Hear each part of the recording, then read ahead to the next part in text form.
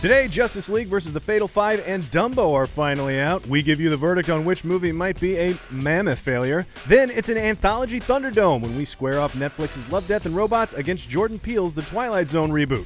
Plus, the cast of Shazam visits our studio. Say my name! Shazam! What to watch starts now.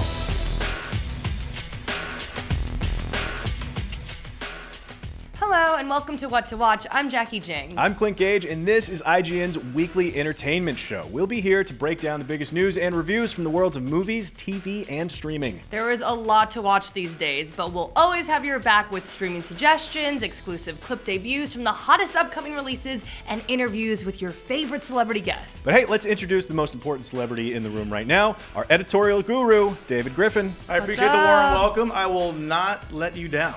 You're guru. I hope I You're won't the let you man. down. Better I hope not. so. Better not. That's a big title. Guru is a big title. I appreciate it, though. Sure, very sure. And look, this is the deserving first of it. episode. We got a long way to go, so pace yourself. And we love our guru, but we also love our technical director, Nick, back in the booth. Nick, what? Hi, everyone. Hi. Hi. And Okay. somewhere hidden in the shadows, producer Tom is, of course, lurking. For Where's he those lurking Oh. behind your Oh. laptops and cell phones, you can be part of the conversation as well. Just tweet at us, hashtag IGNW2W. Oh, they cut me off. You have to You didn't like use that? the hand signals or we won't get the tweet. Nick doesn't like it, so he's not showing it. That's fair. You have to use the hand. Okay, well, let's dive right into some of the big movie releases this weekend and help you pick what to watch in a segment that we like to call The Verdict.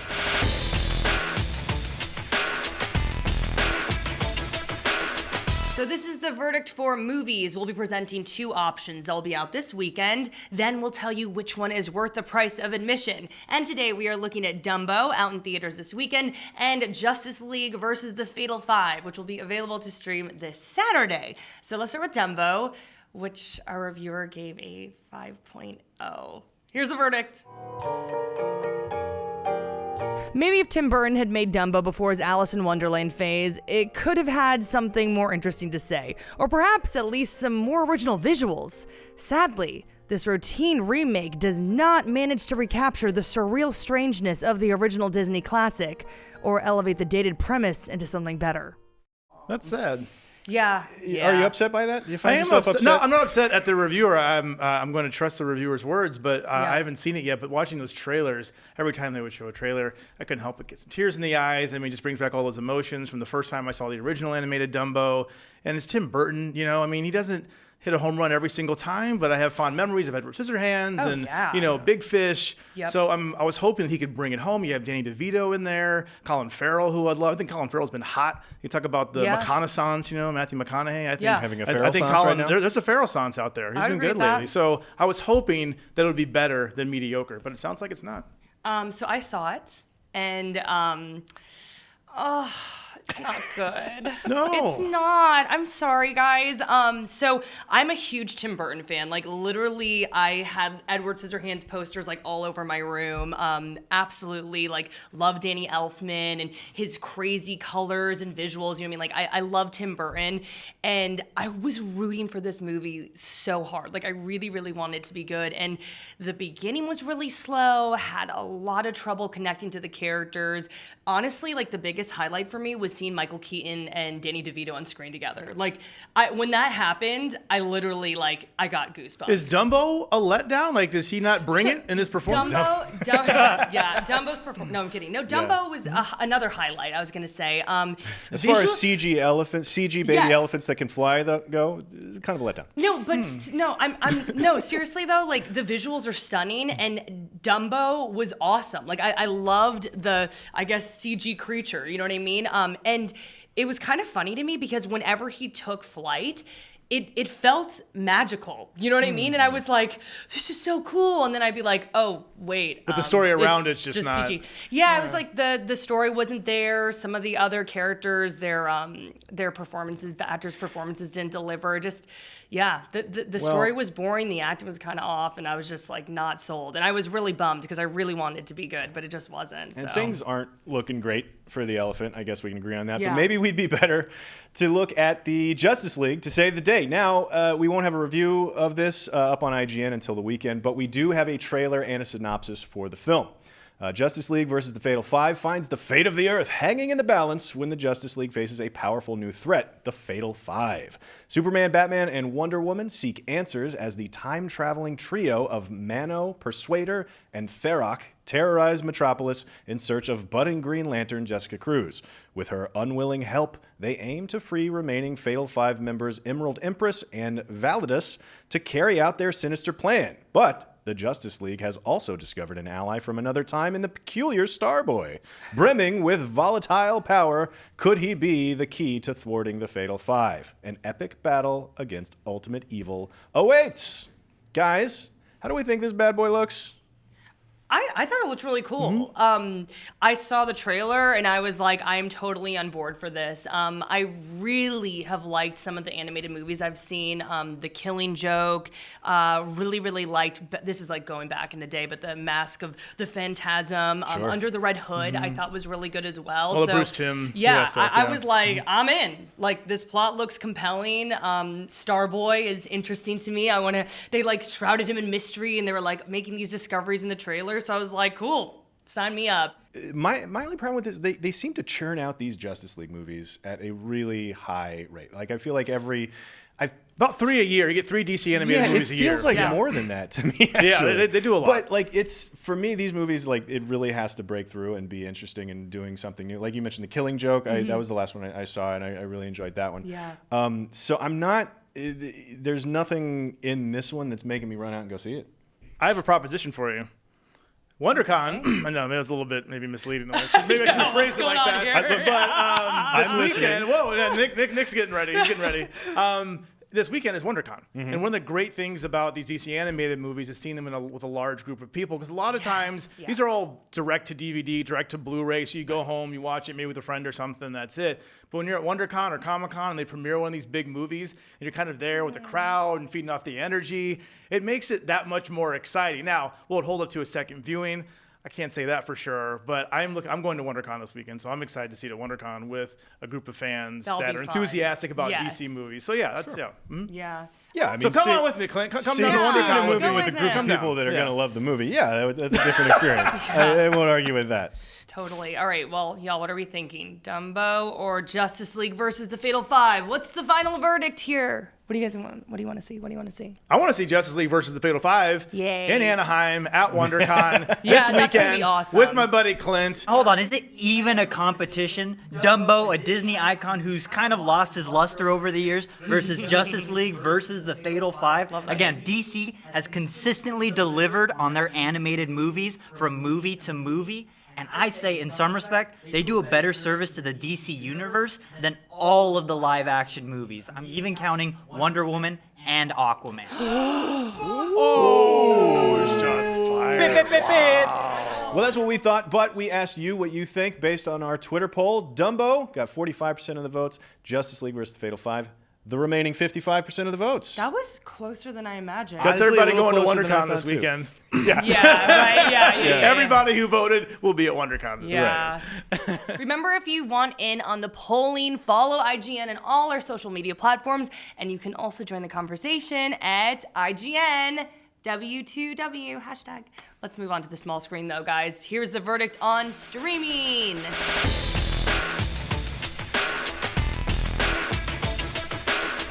So, this is the verdict on streaming, where we give you our best advice on which brand spanking new shows are worth watching. Right now, we're pitting 2 anthology series against each other. One, a newcomer, the other, a classic given new life. It's Love, Death, and Robots versus The Twilight Zone.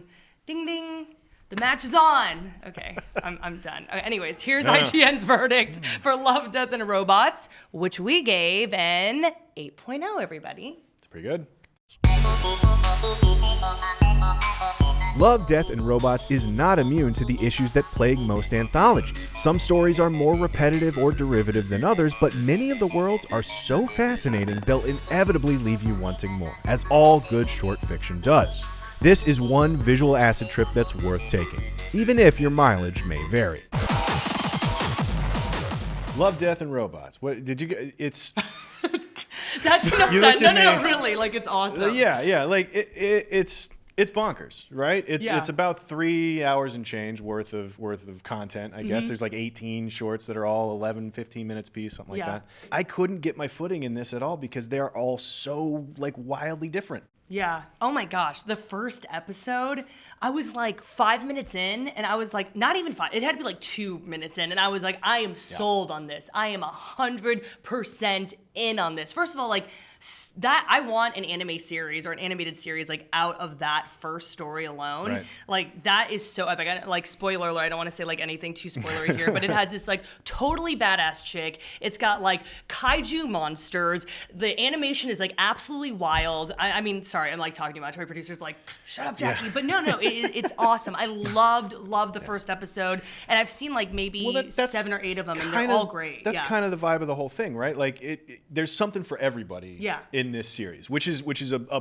plus for Love, Death, and Robots. Like Yeah. no matter what you're into, you're going to find something that you're into in this, but you're only going to find like 11 minutes of it, Yeah. you know, which is kind of weirdly frustrating. For me, the one that I loved was The Sucker of Souls, which was like So this funny. hilarious. It was the Yeah. Venture Brothers meets Castlevania. To Okay, me. And that's it a was good comparison, So yeah. funny, and I want 6 seasons in a movie of this world. It was so fun. Nick, that's your favorite one, isn't it? Or one of your favorites? I think my favorite one's actually Zima Blue, just because I love how much of a bummer it is. And then it's I just- haven't seen that one yet. What's it It's about? tragically beautiful. It tells the story of this fantastic artist who creates larger than life art, and it's a journalist chronicling his next big venture. And it all culminates in this just profoundly beautiful moment that kind of just really struck a chord with me and hit me to my core. I might have shed a couple tears. Next up is the Twilight Zone, which actually isn't out until Monday, so I guess it's a weekend watch if, for whatever reason, you have a long weekend. But here's what IGN reported about the reboot of the iconic anthology series. In addition to serving as executive producer on the reboot, Jordan Peele will be filling the shoes of Rod Serling, creator of the series, who hosted and narrated the 1959 show that used socially conscious storytelling to explore the human condition and culture of the times. Peele describes Serling as an uncompromising visionary who not only shed light on social issues of his time, but prophesied issues of ours, adding that he is honored to carry on the legacy to a new generation of audiences as the gatekeeper of the Twilight Zone. And while we don't have a review yet, we do happen to be sitting with a man who's already seen a few episodes. David, Our guru in the the guru, house. can you give us an idea of what to expect? You can expect good things. That's what I You're have a to big say. fan, right? I am a big fan. Yeah. I mean, Jordan Peele's kind of hot right now. I mean, Yeah, Get Out, totally. Oscar winner. Yeah. Now you have Us, which is doing really well. And now with this, now he realized he's an executive producer. He helped craft the first episode, one of the first episodes. You're going to see they're going to do 2 episodes, which is really cool to start That is everything off. cool. And it's on CBS All Access, so you do have to pay to watch it, but I think it's worth it because the storytelling is so cool. And the first time you see Peele in that chair, doing the Rod Serling thing, but with his own take and introducing the Twilight Zone and the story that we're going to hear, and it just it gives you chills. Like, it just feels like you're back watching an old episode of Twilight Zone. Granted, I wasn't alive when the Twilight Zone was out, but I remember watching the reruns as a kid on those long Twilight Zone marathons and hearing Rod Serling's voice. He's a legend. And now hearing Jordan Peele, he's filling his shoes so far in the first couple episodes that I've seen. I watched some of the first episode, and like when he starts doing his narration, when you start hearing Jordan, the music, Yeah. like I got chills, and I was like, Yes. where did that come from? Like, I've got no emotional attachment to the Twilight Zone, but it was so exciting because you can tell how excited he is to be there. Like, he thinks it is delicious when he delivers his, like, he's like, he didn't realize it, but he's in the Twilight Zone, and then he goes. And it's wonderful. It's an eyebrow. Yeah. It's not like it's not a big raise. It's a is little raise. a Like, subtle, you're in for like, it. Yeah. like. Oh, yeah. He thinks it's delicious, and it's wonderful, and that permeates through the entire series, I think. And there's even some details that you can really look out for that might qualify as Easter eggs, but really kind of tie the whole universe together. And when you see detail work like that, like, you're in good hands. Yeah. Right. Like, it's gonna be a really good show. So what do we think? Love, Death, and Robots or the Twilight Zone? Twilight Zone. Can I jump in first? Yeah. Twilight Zone. David? I'm gonna go pick Twilight Zone as well, but I really wish that this was on like a Netflix or an Amazon where we could just dump it and just see it all at once. Yeah. But that being said, like I said, I still think it's worth checking out if you're on the fence about it, because it's just Jordan Peele, man. He's great, but also the stories that come after him are great, and the actors in there are great, and the way it's filmed is great. It's just it's a great looking show. It's just like, where has this been? I'm so glad it's back. I'm so glad they chose to do this. Well, all I'm gonna say is kaiju, mecha, aliens, spaceships, robots, post-apocalyptic world, cyberpunk. I mean, I'm sorry, like Twilight Zone? So Twilight Zone, yeah. okay. But Love, Death, and Robots, it's like just speaking to me. Like that is my language. You know, like you guys know that like I love anime and I'm just like kind of like a teenage boy basically. So it's just like I'm like, yeah, vampires and like that monster just got his head ripped off. Like it is like I'm loving it. I'm gonna have to second Jackie on that. For me, it's gonna be Love, Death, and Robots. And don't get me wrong, I love Jordan Peele. Yeah. And the Twilight Zone has been super formative for me. It is a show that has cultivated some of the finest sci-fi and horror writers of our time, like Richard Matheson. He wrote a few Twilight. Oh my gosh, that's my thing. But the way I felt about classic Twilight Zone is how I feel about Love, Death, and Robots. It is cultivating a crew of artists that is tailored to this platform. They're creating short, bite-sized experiences that just complement and just really exemplify what makes Netflix so great. And for that, again, Cyberpunk 2, for that, I gotta give it to Love, Death, and Robots. Nick, that's a great point. I'm with you, Nick. We'll binge watch it. Tied. Yeah, we're tied. So let's see what y'all had to say on Twitter. Let's see. Love, Death, and Robots. 46% getting edged out by the Twilight Zone with 54%. That's really close, though. That honestly feels about right. I Yeah. feel like split down the middle. Yeah, well, feels we're about, split down. Feels about right. I don't think you can go wrong with either choice. Yeah.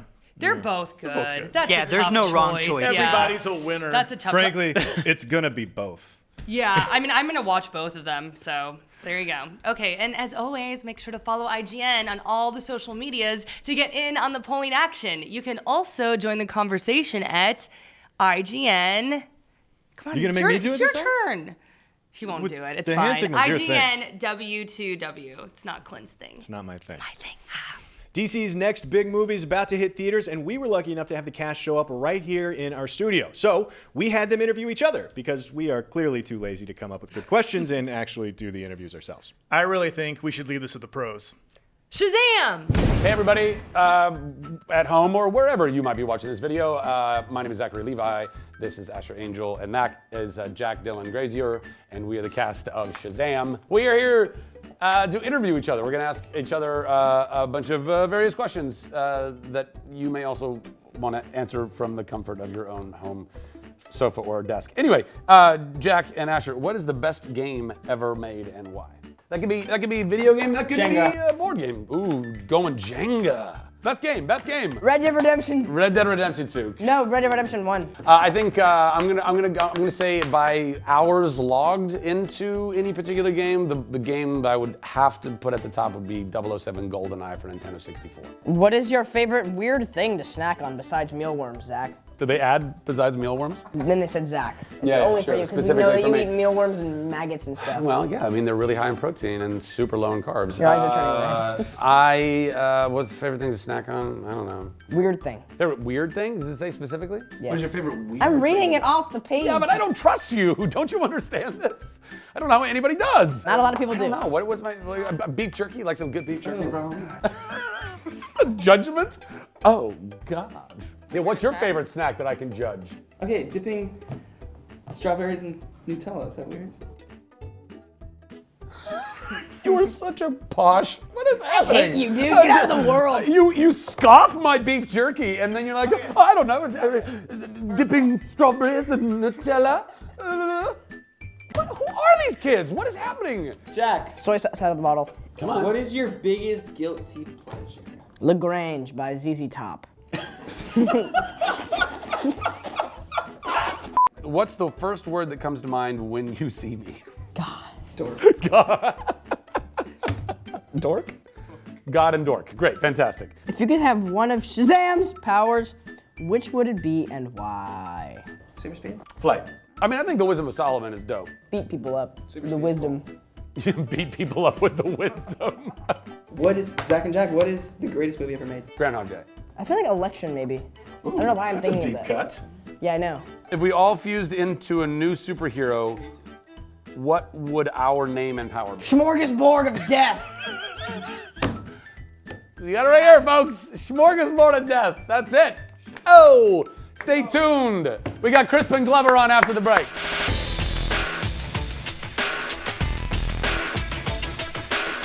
So this is what we call IGN Quick Picks. Here's how it works. We each get 30 seconds on a clock to sell you guys titles we personally think are worth a watch this weekend. And going first, Mr. Clint Gage. The Legend of Cocaine Island.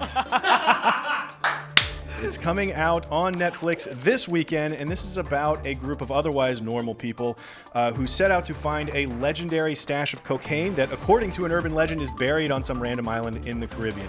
It's a documentary, but it also uses a lot of shot footage. So in addition to just having a super rad title, it combines narrative stuff with documentary stuff. So it's four-man function. It's going to be a good movie. That title. Did I make that it? title. The Legend of Cocaine Island. I mean, you said cocaine like 20 times. I should have said The Legend of Cocaine Island and then ceded the rest of my time Yeah, to you should have. You should have just sat there and just been Yeah. like, The Legend of Cocaine Island. I mean, that title alone. Okay, so is it my turn now? Okay, so I'm talking about JoJo's Bizarre Adventure. You can see it right now on Netflix, and it is absolutely awesome, okay? We're talking about bizarre colors, bizarrely buff people doing bizarre things. It's all in the title, folks. Okay, so I have never watched this anime before. It's been popular for a few years, and it's like these totally ripped dudes, and it's like built up like the greatest rivalry ever. There's like one super ripped dude, and he's like really polite and nice, and there's this other ripped dude, and he's like the incarnation of evil, and they do this really bad stuff to a dog, and it's terrible. That was a bad ending. Like I said, they do really bad stuff to a dog. I'm just trying to say it's like got John Wickness about it. Okay, sorry. Oh, I'm in for ripped bizarre dudes. Yeah. No. That's my takeaway. Oh, man. It's about buff Did people. I sell it? It's about buff people. I They got just it. look It's about buff super people. cool. It's Oh, like ripped it's buff like people. got that Dragon Ball thing where the people are like. I think you had your time. You had your time. I think it's my turn. My bad. turn. Ugh. Okay, what's yours? I am picking Hannah on Amazon Prime Video, coming out this Friday. It is a story of Hannah, who is this genetically modified, like just kick-ass girl who is a super soldier, and she's raised in the woods by her dad, Eric, and he's a little crazy. Her mom died in a bad accident, and what else is that? Oh, it's based off the movie. It was a movie that came out in 2011 with Eric Bana. This is making perfect sense. It's really cool. There's a villain named Marissa. She's not good. Don't trust her. And just watch it. It's good. Watch it. I love the frantic Okay. ending of just watch it. Trust me, just watch it. Okay, I'm out of time. I think Clint won. I think we were all over the We knew place, what we were David. talking about. That's all for What to Watch this weekend, folks. If you want to talk about what you'll be checking out this weekend, find us at #IGNW2W. Thank you. You can also find us on Twitter at Clint Gage for me. At Jackie Jing, no E and Jackie. I have an E, but it's at Griffin DE. That's Griffin DE. That's David Edwards, my full name. And you can find me on Twitter at AdventNick. No E? Just checking. Oh, there's an E right in the middle of that word. Bad joke. Look, spelling is important. So, yeah, we're going to see you next week, and I will try to cut out on the bad jokes. And be sure to follow and subscribe to IGN wherever you like to watch. Don't forget the hashtag. IGN. You're gonna WTW. this needs to be a running thing where you try to get me to do the WTW. thing Yeah. and I don't do it. No You no will hashtag. someday. Yeah. I have faith. I have faith. Do you? No, I don't. okay. It'll probably just be me. Tell me.